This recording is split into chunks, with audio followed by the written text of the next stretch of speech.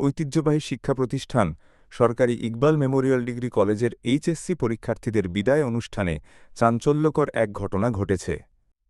অনুষ্ঠানে গান পরিবেশনের পাশাপাশি নেশাজাতীয় দ্রব্য, গাঁজা প্রকাশ্যে ব্যবহার এবং কলেজ ভাউচারে গাঁজা রেখে সিগারেটে ভরে সেবনের দৃশ্য সামাজিক মাধ্যমে ছড়িয়ে পড়ায় ব্যাপক সমালোচনার জন্ম দিয়েছে।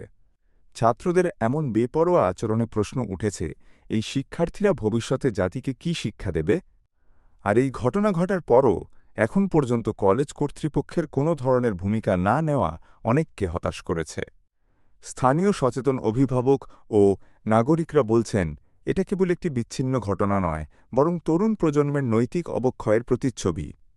শিক্ষা প্রতিষ্ঠানগুলো যদি শৃঙ্খলার বাইরে যায়, তাহলে জাতির ভবিষ্যৎ অনিশ্চিত। এ ঘটনায় দৃষ্টান্তমূলক ব্যবস্থা গ্রহণ না করলে এর প্রভাব অন্য শিক্ষা প্রতিষ্ঠানেও পড়তে পারে বলে আশঙ্কা করছেন সংশ্লিষ্টরা।